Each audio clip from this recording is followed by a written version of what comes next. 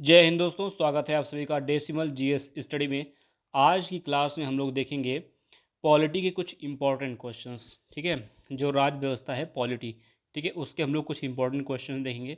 और ये सारे क्वेश्चन जो हैं यूपी पीसीएस जो सिविल सर्विसेज वाला एग्ज़ाम है, ठीक है, आरओ एआरओ और एपीएस, इन तीनों के लिए इंपॉर्टेंट है क्योंकि पॉलिटी आती है इनमें। और यूपी पुलिस एसआई के लिए और कांस्टेबल के लिए भी इंपॉर्टेंट है क्योंकि इसमें भी एसआई में संविधान और मूल विधि जो आता है उसके लिए इम्पोर्टेंट है। ठीक है, उसमें भी कॉन्स्टिट्यूशन से क्वेश्चन आते हैं। और कांस्टेबल वाले एग्ज़ाम में जो है वो जैसे कि सामान्य ज्ञान वाले में सेक्शन में क्वेश्चन पूछे जाते हैं। तो आज की क्लास इंपॉर्टेंट होगी सभी के लिए जो इन एग्ज़ाम्स की तैयारी कर रहे हैं। मतलब संविधान अगर आपके सिलेबस में है तो ये वीडियो आपको देखनी चाहिए। यहाँ से आपके कुछ जो हैं इंपॉर्टेंट क्वेश्चंस जो है वो क्लियर होंगे। देखिए, और उससे पहले ये हमारा टेलीग्राम चैनल है, नीचे जो लिखा हुआ है डेसिमल 004, ठीक है, ये हमारा टेलीग्राम चैनल है। टेलीग्राम पर जाइए, वहाँ पर टाइप कीजिए डेसिमल 004, ठीक है, 004। तो इसको आप टाइप करेंगे डेसिमल 004 तो हमारा टेलीग्राम चैनल मिलेगा, उसको आप ज्वाइन कर सकते हैं। ठीक है, देखिए पहला क्वेश्चन देखिए आपकी स्क्रीन पर है। कह रहे हैं कि संविधान के किस भाग में पंचायती राज व्यवस्था, संविधान के किस भाग में, भाग की बात कर रहे हैं, किस भाग में पंचायती राज व्यवस्था संबंधी प्रावधान दिए गए हैं। पहला है भाग 9, दूसरा है भाग 6, तीसरा है भाग 3, चौथा है भाग 4 का। तो बताइए क्या होगा इसका राइट आंसर। देखिए, काम ये करना है, वीडियो को 5 सेकंड के लिए आप पॉज करिएगा। आपको जो है पॉज करना है, फिर इन चारों में से आपको क्वेश्चन का आंसर ढूंढना है और कमेंट बॉक्स में लिखना है। ये काम करिएगा आप, इतना बस। ठीक है, तो वीडियो को पॉज करके बताइए क्या होगा इसका राइट आंसर। देखिए, मैं इसका राइट आंसर बता रहा हूँ। इसका राइट आंसर है option number A. Option number A इसका राइट आंसर है। ठीक है, ए का मतलब है भाग 9 में। ठीक है, भाग 9 में क्या है, पंचायती राज व्यवस्था संबंधी प्रावधान किए गए हैं। ठीक है, तो संविधान के भाग 9 में पंचायती राज व्यवस्था संबंधी प्रावधान किए गए हैं। और ये प्रावधान जो है 73वें संविधान संशोधन 1992 में भारतीय संविधान के भाग 9 के रूप में जोड़ा गया था। ठीक है, इस चीज़ को आप ध्यान रखिएगा। अगला क्वेश्चन देखिए, अगला क्वेश्चन है भारतीय संघात्मक व्यवस्था में तृतीय तल, ठीक है, तृतीय तल कब जोड़ा गया। यहाँ पर आपको सन बताना है, किस सन में, 1990, 1991, 1992, 1993। क्या होगा इस क्वेश्चन का राइट आंसर। वीडियो को पॉज कीजिए 5 सेकंड के लिए और इसका राइट आंसर जो है वो आप कमेंट बॉक्स में लिखिए। ठीक है, देखिए इसका राइट आंसर होगा option number C. Option number C मतलब 1992। ठीक है, 1992 में भारतीय संघात्मक व्यवस्था में तृतीय तल जोड़ा गया था। ठीक है, और 73वें और 74वें संविधान संशोधन जो था, 73वां और 74वां संविधान संशोधन, उसके द्वारा भारतीय संविधान में भाग 9 और भाग 9A जोड़ा गया था। इस चीज़ को आप ध्यान रखिएगा। ठीक है, 73वां, 73rd, एक सेकेंड, 73rd और 74th संविधान संशोधन जो था उसमें भाग 9 और भाग 9A, ये फिर 9 का जिसको बोलते हैं। ठीक है, भाग भाग 9 और भाग 9A ये ऐड किया गया था। इस चीज़ को आप नोट कर लीजिएगा। ठीक है, अगला क्वेश्चन देखिए, निम्नलिखित में से कौन सा संविधान के अनुच्छेद 3 के तहत संसद के एक कानून द्वारा संभव नहीं है। तो आपको बताना है क्या होगा इसका राइट आंसर। देखिए, नए राज्यों का गठन, दूसरा है नए राज्यों का प्रवेश, नए राज्यों का प्रवेश, नए राज्यों का गठन। ठीक है, एक सेकेंड, यहाँ पर इतना ही रखिए, नए राज्यों का प्रवेश ये काट दीजिए। ठीक है, अब ऑप्शन देखिए, नए राज्यों का गठन, दूसरा ऑप्शन होगा नए राज्यों का प्रवेश। ठीक है, तीसरा है राज्यों की सीमाओं में परिवर्तन। ठीक है, राज्यों के क्षेत्र नहीं, यहाँ पे सीमाओं कर लीजिएगा, राज्यों की सीमाओं में। ठीक है, थोड़ा टाइपिंग मिस्टेक हो गई, सीमाओं में परिवर्तन, तीसरा ऑप्शन ये हो जाएगा। और चौथा यहाँ पे करिए राज्यों के क्षेत्र में परिवर्तन। ठीक है, यहाँ पर राज्यों के क्षेत्र कर लीजिए, थोड़ा सा मिसमैच हो गया वो टाइपिंग में।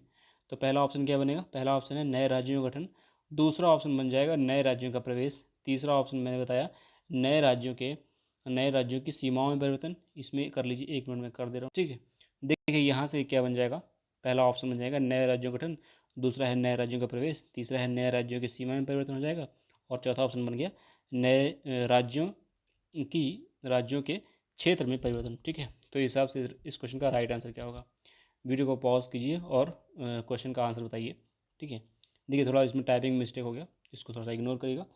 देखिए इस क्वेश्चन का राइट आंसर है ऑप्शन नंबर बी। ठीक है, नए राज्यों का प्रवेश। ठीक है, नए राज्यों का प्रवेश अनुच्छेद 3 के तहत संविधान के एक कानून के द्वारा संभव नहीं है। इस चीज़ को ध्यान रखिएगा। ठीक है, बताइए कि संसद बता रहे हैं कि संसद 23 में जो अनुच्छेद 3 है उसमें क्या क्या चीज़ें हैं, आप कमेंट में लिख सकिएगा। ठीक है, कमेंट में आप लिखिए कि अनुच्छेद 3 जो आर्टिकल 3 है उसमें क्या क्या चीज़ें हैं। ठीक है, क्या क्या चीज़ें हैं। और अनुच्छेद आर्टिकल आर्टिकल 2 अगर आप नहीं लिख रहे तो एक बार पढ़िएगा ज़रूर। आर्टिकल 3 और आर्टिकल 2 को दोनों को बहुत ध्यान से पढ़िएगा, तो आपको ये क्वेश्चन जो है ना, ये क्वेश्चन आपको समझ में आ जाएगा और इस क्वेश्चन का आंसर क्या होगा वहाँ से आपको मिल भी जाएगा। ठीक है, आर्टिकल 2 पहले पढ़िए, फिर आर्टिकल 3 पढ़िए। ठीक है, दोनों आर्टिकल को पढ़िए, आपको इस क्वेश्चन का आंसर जो है वो मिल जाएगा। अगला क्वेश्चन देखिए, अगला क्वेश्चन थोड़ा बड़ा बड़ा है, मतलब पहले 4 स्टेटमेंट दी हुई हैं। ठीक है, फिर यहाँ पर 4 विकल्प दिए हुए हैं। देखिए कह रहे हैं कि निम्न में से कौन से पदाधिकारियों को हटाने में संसद की कोई भूमिका नहीं होती। कौन से पदाधिकारियों को हटाने में संसद की कोई भूमिका नहीं होती। ए है, मतलब यहाँ पे पहला नंबर है उच्च न्यायालय के न्यायाधीशों को, उच्च न्यायालय के न्यायाधीशों को। बी है उच्चतम न्यायालय के न्यायाधीशों को। तीसरा है संघ अध्यक्ष, अध्यक्ष संघ लोक सेवा आयोग, मतलब संघ लोक सेवा आयोग के अध्यक्ष को। चौथा है भारत के नियंत्रक और लेखा परीक्षक, मतलब कि देखिए पहला है उच्च न्यायालय। ठीक है, उच्च न्यायालय मतलब हाई कोर्ट होता है। दूसरा है उच्चतम न्यायालय, मतलब सुप्रीम कोर्ट होता है। ठीक है, और ये संघ लोक सेवा आयोग मतलब यूपीएससी, यूपीएससी। ठीक है, और नियंत्रण और लेखा परीक्षक कंट्रोलर एंड ऑडिटर जनरल। ठीक है, कंट्रोलर एंड ऑडिटर जनरल। तो इसमें से कह रहे हैं कि हटाने की भूमिका नहीं होती। कौन से पदाधिकारी ऐसे हैं जिनको हटाना है तो संसद की कोई भूमिका नहीं होती। देखिए पहला विकल्प है, पहला विकल्प है कि 1 और 2। दूसरा है केवल 3 और 4। चौथा है केवल 1, 2, 3 और सॉरी तीसरा है केवल 1, 2, 3 और चौथा है केवल 3। तो इस क्वेश्चन का राइट आंसर क्या होगा बताइए। बिल्कुल वही काम करना है, वीडियो को 5 सेकंड के लिए पॉज करना है और इसका राइट आंसर जो है वो आपको कमेंट बॉक्स में लिखना है। ठीक है, देखिए अब इसका राइट आंसर मैं बता रहा हूँ। इसका राइट आंसर है option number D. Option number D मतलब केवल 3, केवल 3 मतलब ये केवल 3। एक सेकेंड, मतलब कि जो अध्यक्ष संघ लोक सेवा आयोग हैं, इसमें क्या होता है कि अनुच्छेद 317, अनुच्छेद 317 के अनुसार लोक सेवा आयोग के अध्यक्ष को राष्ट्रपति के आदेश द्वारा साबित कदाचार पर ही हटाया जा सकता है। ठीक है, राष्ट्रपति के आदेश द्वारा साबित कदाचार पर ही हटाया जा सकता है, इस चीज़ को ध्यान रखिएगा। आर्टिकल 317 एक बार पढ़ लीजिएगा। अगला क्वेश्चन देखिए, पंचायतों के लिए कराए जाने वाले सभी निर्वाचन के संचालन का अधीक्षण, निर्देशन और नियंत्रण निहित होता है किसमें, राज्यपाल में। बी है भारत के निर्वाचन आयोग में।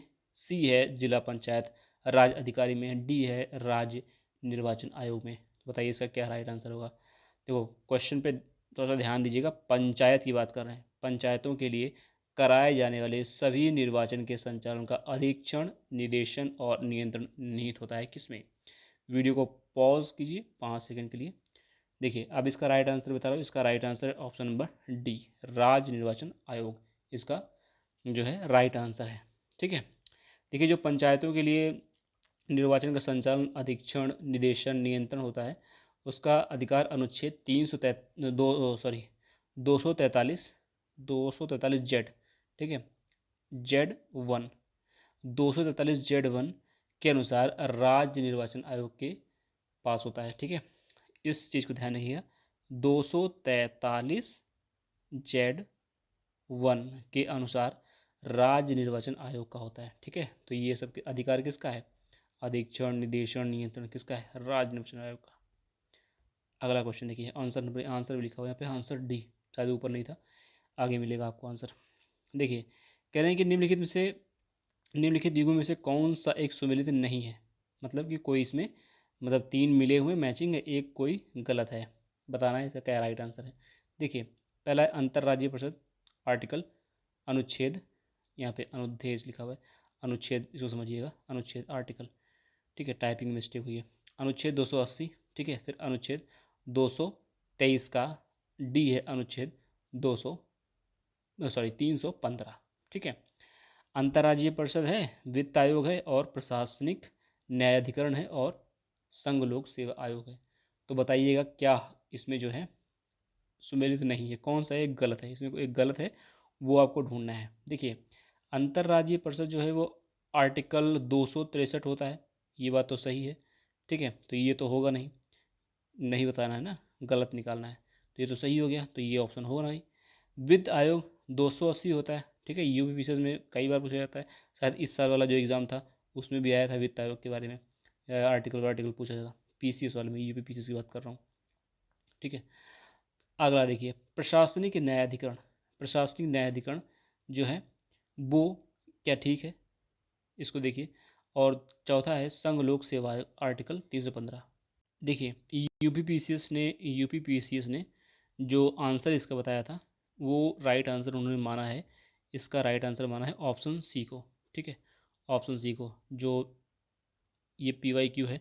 ठीक है, तो इसका राइट आंसर क्या माना है, ऑप्शन नंबर सी को। ठीक है, इस चीज़ को ध्यान रखिएगा। तो यहाँ पर क्या होगा राइट आंसर, सुमिलित नहीं है, ऑप्शन नंबर सी। ठीक है, अगला क्वेश्चन देखिए। अगला क्वेश्चन है, भारतीय संविधान का कौन सा अनुच्छेद, यहाँ पर टाइपिंग में हर जगह अनुच्छेद को गलत लिखा गया है। ठीक है, उसको इग्नोर करिएगा। अनुच्छेद केंद्रीय सतर्कता आयोग का वर्णन करता है। अनुच्छेद 268, 280, 276, इनमें से कोई नहीं। बताइए क्या होगा इसका राइट आंसर, केंद्रीय सतर्कता आयोग। ठीक है, केंद्रीय सतर्कता आयोग, इसके बारे में आपने पॉलिटी में पढ़ा होगा, तो कम इसमें आर्टिकल पूछ रहे हैं कौन सा, तो बताइएगा। अब देखिए, ये आपको पता है कि केंद्रीय सतर्कता आयोग कॉन्स्टिट्यूशनल बॉडी होगी तभी उसमें होगा। ठीक है, आर्टिकल में। देखिए, इसका राइट आंसर है ऑप्शन नंबर डी, इनमें से कोई नहीं। ठीक है, भारतीय संविधान की किसी अनुच्छेद में केंद्रीय सतर्कता आयोग का जिक्र नहीं है। ठीक है, अनुच्छेद 280 आपको पता है वित्त आयोग है। 200 अनुच्छेद 268 संघ द्वारा लिए जाने वाले किंतु राज्य द्वारा रखे गए नियोजित किए जाने वाले करों के बारे में है। ठीक है, इस चीज़ को ध्यान रखिएगा। तो इसका right answer option number D होगा। अगला क्वेश्चन देखिए, राष्ट्रीय महिला आयोग के निम्न अध्यक्षों पर विचार कीजिए। ठीक है, देखिए ये क्वेश्चन जो है वो पूरा टाइप नहीं है, तो मैं इस क्वेश्चन को ड्रॉप कर रहा हूँ। इस क्वेश्चन को हम लोग नेक्स्ट वीडियो में देखेंगे। ठीक है, आगे देखते हैं हम लोग, ये क्वेश्चन पूरा मतलब कि टाइप नहीं हो पाया है, तो इस क्वेश्चन को मैं छोड़ रहा हूँ। अगला क्वेश्चन देखिए। अगला क्वेश्चन देखिए ये वाला, भारतीय संविधान के अनुच्छेद 371 यहाँ के अंतर्गत किस क्षेत्र को विशेष स्थिति प्रदान की गई है। नागालैंड को, महाराष्ट्र और गुजरात को, सी है हैदराबाद कर्नाटक, और डी है लद्दाख। ठीक है, बताना है आपको राइट आंसर क्या होगा, इसका राइट आंसर क्या होगा। आर्टिकल पे ध्यान दीजिए। ठीक है, 371 ईया ईया ही तो बोलते हैं इसको ना, 371 ईया, बताइए इसे क्या होगा राइट आंसर। देखिए, इसका राइट आंसर है ऑप्शन नंबर सी, हैदराबाद और कर्नाटक। ठीक है, हैदराबाद और कर्नाटक। देखिए, 98वें संविधान संशोधन जो था 98 संविधान संशोधन 2012 द्वारा भारतीय संविधान के भाग 21 में नए अनुच्छेद, ठीक है, इसको जोड़ा गया था। ठीक है, इस चीज़ को ध्यान रखिएगा।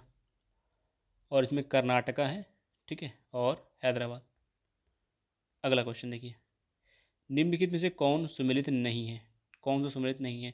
पहला है मूल कर्तव्य, भाग 4 का, राज्य, भाग 6, भारत का महान्यायवादी, भाग 13, और संघ राज्य के अधीन सेवाएं, भाग 14। कौन सा सुमेलित नहीं है, बताना है इसको, कौन सा सुमेलित नहीं है। ठीक है, अब देखिए, मूल कर्तव्य जो है वो पता ही है कि भाग, आपको मूल कर्तव्य पढ़ा होगा कि भाग 4 का में है। देखिए, इसका राइट आंसर है ऑप्शन नंबर सी, भारत का महान्यायवादी, भाग 13। ठीक है, तो ये राइट आंसर मतलब कि नहीं के हिसाब से ये राइट है। ठीक है, गलत बताना है ना, ये गलत कौन सा है, ऑप्शन सी इसका राइट आंसर है। अगला क्वेश्चन देखिए, भारतीय संसद की सबसे बड़ी समिति कौन सी है। लोक लेखा समिति, लोक उपक्रम समिति, प्राक्कलन समिति, याचिका समिति। बताइए इसका राइट आंसर क्या होगा। देखिए, इस वीडियो को पॉज कीजिए 5 सेकंड के लिए और इसका राइट आंसर सोचिए। इंपॉर्टेंट क्वेश्चन है, ठीक है। देखिए इसका राइट आंसर है ऑप्शन नंबर सी, प्राक्कलन समिति, ठीक है। प्राक्कलन समिति इसका राइट आंसर है। ओके, प्राक्कलन समिति यहाँ आंसर गलत दिया हुआ है। अगला क्वेश्चन देखिए, भारतीय संविधान के कौन से अनुच्छेद नागरिकता संबंधित हैं? 3 से 10, 4 से 11, 5 से 11, 6 से 11। अब देखिए ये बहुत इजी क्वेश्चन है, इस तरह की चीज़ें अगर गलत होंगी तो फिर दिक्कत होगी, ठीक है ना। तो क्वेश्चन को ध्यान से पढ़िए और बताइए क्या होगा इसका राइट आंसर। अगर आपने नागरिकता पढ़ा तो इसमें आपको समझ में आ जाएगा कौन सा होगा। इस क्वेश्चन का right answer option number C, अनुच्छेद 5 से 11, ठीक है। एक बार पढ़ लीजिएगा नागरिकता वाला जो है चैप्टर, ठीक है।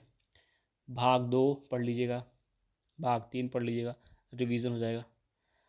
राज्य में मुख्यमंत्री सहित मंत्रिपरिषद में मंत्रियों की न्यूनतम संख्या क्या हो सकती है? मुख्यमंत्री सहित, ठीक है। 10, 12, 13, 14। 10, 12, 13, 14 बताइए। मतलब मुख्यमंत्री सहित मंत्रिपरिषद, मतलब मुख्यमंत्री प्लस मंत्रिपरिषद, ठीक है। उस हिसाब से क्या होगा इस क्वेश्चन का राइट आंसर। वीडियो को पॉज कीजिए 5 सेकंड के लिए और राइट आंसर सोचिए क्या होगा। देखिए इस क्वेश्चन का राइट आंसर है option number B. Option number B मतलब 12, ठीक है। अगला क्वेश्चन देखिए, अगला क्वेश्चन है, भारत में सर्वोच्च न्यायालय ने संविधान के आधारभूत ढांचे के सिद्धांत को स्पष्ट किया किस केस में? ये केस कई बार पूछा गया है। गोलकनाथ वाद 1967, केशवानंद भारती वाद 1973, शंकरी प्रसाद वाद 1951 और सज्जन सिंह वाद 1965, ठीक है। काफ़ी इंपॉर्टेंट है और बहुत ईजी क्वेश्चन है क्योंकि बहुत बार ही पूछा गया है, ठीक है। क्वेश्चन को ध्यान से पढ़िए, गलत मत करिएगा। देखिए इस क्वेश्चन का राइट आंसर है option number B, Keshavananda Bharati वाद 1973। अगर आपने केशवानंद भारती केस के बारे में नहीं पढ़ा तो एक बार यूट्यूब पे सर्च कीजिएगा, कोई ना कोई वीडियो आपको मिल जाएगी।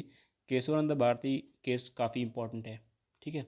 इसके बारे में ज़रूर पढ़ के रखिए और कुछ अगर इससे संबंधित कोई नोट्स हैं तो एक मतलब 4-5 लाइन के मेंस में आपको आंसर लिखने में मदद करेगा, ठीक है। कहीं ना कहीं बीच में कोट करते हैं या पॉलिटी का जब आंसर लिखते हैं तो इस तरह की चीज़ें आप ऐड कर सकते हैं, है ना। इस तरह की चीज़ें पूछी भी जाती हैं कई बार। निम्नलिखित में से कौन सा एक सही सुमेलित नहीं है? ठीक है, सुमेलित नहीं है। अनुच्छेद 39A सामान्य न्याय एवं निःशुल्क विधिक सहायता, अनुच्छेद 40 ग्राम पंचायत गठन, अनुच्छेद 44 समान नागरिक संगठन, ठीक है, और अनुच्छेद 48 न्यायपालिका कार्यपालिका से पृथक्करण, ठीक है। सारे आर्टिकल को ध्यान से देखिए। अब इसमें देखिए आपको आर्टिकल याद होंगे, ठीक है, आर्टिकल याद होंगे, कम से कम 50 तक आर्टिकल मुझे लगता है याद होने चाहिए। 50 से 51 भी याद होने चाहिए क्योंकि फंडामेंटल 51 का जो अपना फंडामेंटल ड्यूटीज़ वगैरह हैं, मतलब इतने तो आपको याद होनी चाहिए, है ना। तो देखिए इस क्वेश्चन का राइट आंसर होगा ऑप्शन नंबर डी। ये जो दिया हुआ है न्यायपालिका कार्यपालिका से पृथक्करण, ये आर्टिकल 50 है, ठीक है, आर्टिकल 50 है, इसी को ध्यान रखिएगा। तो ये इसका राइट आंसर क्या हो जाएगा? Option number D. अब बताइएगा आपकी आर्टिकल 48 क्या है, कमेंट में लिखिए कि आर्टिकल 48 का संबंध किससे है। अगला क्वेश्चन देखिए, क्वेश्चन थोड़ा सा बड़ा है। कह रहे हैं कि भारत के महान्यायवादी के संदर्भ में निम्नलिखित कथनों पर विचार कीजिए, ठीक है। महान्यायवादी के संबंध में, राष्ट्रपति किसी ऐसे व्यक्ति की नियुक्ति करेगा जो उच्च न्यायालय के न्यायाधीश के रूप में नियुक्ति के लिए अर्ह होगा, और महान्यायवादी इतना पारिश्रमिक प्राप्त करेगा जो संसद अवधारित करे। इस क्वेश्चन का राइट आंसर क्या है? सही उत्तर इसमें चुनना है, महान्यायवादी के संदर्भ में, ठीक है, महान्यायवादी के संदर्भ में। देखिए 4 विकल्प हैं, पहला है केवल एक सही, केवल 2 सही, 1 और 2 दोनों सही, डी है ना तो 1 सही ना 2 सही। देखिए इस क्वेश्चन के लिए आप 5 सेकंड के लिए वीडियो को पॉज कीजिए, 5 सेकंड के लिए, क्वेश्चन बड़ा है, 5 नहीं थोड़ा ज़्यादा ही कर लीजिए, ठीक है। ज़्यादा के लिए पॉज कीजिए, मतलब 8-10 सेकंड के लिए पॉज कर लीजिए, क्वेश्चन को ध्यान से पढ़िए, फिर इसका जो है आंसर निकालने की कोशिश करिए। देखिए इस क्वेश्चन का राइट आंसर है option number A. Option number A मतलब केवल एक सही है, ठीक है। अब बताइएगा कि महान्यायवादी के संबंध में जो है आर्टिकल वगैरह क्या हैं वो आप कमेंट में लिख सकते हैं। अगला क्वेश्चन देखिए, निम्नलिखित में से किस पर गतिरोध दूर करने हेतु लोकसभा और राज्यसभा, किसमें? लोकसभा, ध्यान दीजिएगा, लोकसभा और राज्यसभा की संयुक्त बैठक हो सकती है? सामान्य विधेयक, धन विधेयक, संविधान संशोधन विधेयक, विनियोग विधेयक। तो बताइए क्या होगा इसका राइट आंसर। वीडियो को पॉज कीजिए 5 सेकंड के लिए और इस क्वेश्चन का राइट आंसर ढूंढिए। कह रही है गतिरोध को दूर करने हेतु लोकसभा और राज्यसभा की संयुक्त बैठक हो सकती है। किसमें? देखिए इस क्वेश्चन का राइट आंसर है ऑप्शन ए, मतलब सामान्य विधेयक। ठीक है, सामान्य विधेयक इसका राइट आंसर है।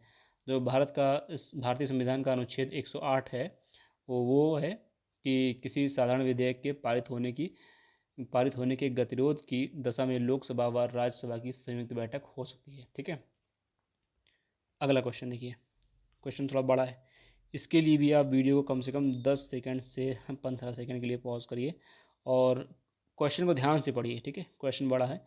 इस तरह क्वेश्चन यूपीएससी में भी आते हैं। किसमें? यूपीएससी में इस तरह क्वेश्चन, बड़े क्वेश्चन आ जाते हैं। ठीक है, वैसे आर्टिकल ज़्यादा यूपीएससी में पूछते हैं, लेकिन यूपीएससी में तो पूछते हैं, आर्टिकल डायरेक्ट पूछ लेते हैं उसमें। देखिए अनुच्छेद 61, अनुच्छेद 67, अनुच्छेद 94 और अनुच्छेद 90। पहला है अनुच्छेद 61, जो है कह रहे हैं कि राज्यसभा के उपसभापति को हटाना। अनुच्छेद 67 राष्ट्रपति पर महाभियोग। अनुच्छेद 94 उपराष्ट्रपति को हटाना और अनुच्छेद 90 स्पीकर को हटाना। तो इसको मैच कराना है, मतलब पहले ऊपर मैच कराओ, फिर यहाँ से आप सही आंसर ढूंढो। क्या होगा इसका राइट आंसर। वीडियो को पॉज कीजिए कम से कम 15 सेकंड के लिए और इसका राइट आंसर आप ढूंढिए। क्या होगा इसका राइट आंसर। देखिए अनुच्छेद 61, देखिए अनुच्छेद, अब इसको थोड़ा मैं बड़ा कर दे रहा हूँ जूम करके। देखिए अनुच्छेद 61 जो है, अनुच्छेद 61 इसका मिलान राष्ट्रपति पर महाभियोग जो है उस पर लगाना चाहिए, ये दूसरे के साथ जाएगा। ठीक है, अनुच्छेद 67 खा कर लीजिए यहाँ पे, 67 खा, एक सेकेंड, हाँ 67 खा होना चाहिए यहाँ पे। 67 खा जो है उपराष्ट्रपति को हटाने के लिए। ठीक है, 67 खा कर लीजिएगा। ठीक है, अनुच्छेद 94 जो है स्पीकर को हटाने के लिए, और अनुच्छेद 90 जो बचा वो। ठीक है, तो इस हिसाब से इस क्वेश्चन का राइट आंसर पहले के साथ, देखिए एक के साथ 2 है ना, क्योंकि 61 का जो है वो गया है राष्ट्रपति पर महाभियोग, तो जहाँ 2 है वहाँ जिसमें 2 नहीं वो कट कर दो, बचता है ये दोनों। ठीक है, फिर है देखिए जो बी है, मतलब बी अनुच्छेद 67 वो जाएगा उपराष्ट्रपति को हटाने के लिए। ठीक है, तो इस हिसाब से आंसर क्या हो जाएगा, बी का हो जाएगा 3। तो बी का 3 यहीं पे है, बी का 3 ऊपर है नहीं, तो ये और इसका राइट आंसर क्या हो जाएगा, ऑप्शन नंबर सी। मतलब पहला 2 के साथ मैच होगा, मतलब ए वाला 2 के साथ मैच होगा, और बी वाला 3 के साथ, सी वाला 4 के साथ, और डी वाला 1 के साथ। इस चीज़ को आप एक बार जो है देख लीजिएगा। ठीक है, इसका right answer option number C होगा। ठीक है, अगला क्वेश्चन देखिए। अगला क्वेश्चन है, लास्ट क्वेश्चन है आज का। ठीक है, भारतीय संविधान सभा ने किस तिथि को राष्ट्रीय ध्वज को अपनाया? 22 जनवरी 1950 को, 24 जनवरी 1950 को, 22 जुलाई 1947 को, और 22 जुलाई 1948 को। क्या होगा इसका राइट आंसर। वीडियो को पॉज कीजिए 5 सेकंड के लिए, अपना राइट आंसर बताइए इसमें क्या होगा। देखिए इसका राइट आंसर है 22 जुलाई 1947, मतलब option number C. Option number C 22 जुलाई 1947। ठीक है, option number C is the right answer. ठीक है, ये पॉलिटी के क्वेश्चन थे, और आपको वीडियो कैसी लगी कमेंट बॉक्स में लिख सकते हैं। ठीक है, और चैनल पर नए हैं तो चैनल को ज़रूर सब्सक्राइब कीजिए। ठीक है, और वीडियो पसंद आई तो वीडियो को लाइक ज़रूर कीजिए। ठीक है, वीडियो पसंद आई तो वीडियो को लाइक ज़रूर कीजिए, और अपने दोस्तों के साथ शेयर ज़रूर कीजिए। ठीक है, हम लोग यहाँ पर जो है ये एग्ज़ाम जितने भी है ना, यूपीपीसीएस वाला, आरओ का, एपीएस वाला, इन सब के लिए जो है इस तरह की वीडियो अपलोड करते हैं। एसआई का एग्ज़ाम होगा, ठीक है, संभावना है कि होगा, और कांस्टेबल वाला भी संभावना है कि होगा। ठीक है, तो इन सब एग्ज़ाम्स के लिए अगर आप तैयारी कर रहे हैं इनमें से कोई भी एग्ज़ाम, तो ये सारी चीज़ें आपके लिए इंपॉर्टेंट है। ठीक है, अभी मैं एमसीक्यू करा रहा हूँ, कुछ दिन बाद अभी थोड़ी सी मैं, जैसे पॉलिटी है, पॉलिटी का जो है इम्पॉर्टेंट क्वेश्चंस चैप्टर वाइज, ठीक है, chapter wise important questions type करके इसमें मैं समझाऊंगा आपको। ठीक है, तो अगर आप वीडियो पर नए हैं, मतलब चैनल पर नए हैं, तो चैनल को ज़रूर सब्सक्राइब कीजिए। मिलते हैं नेक्स्ट वीडियो में। Thank you.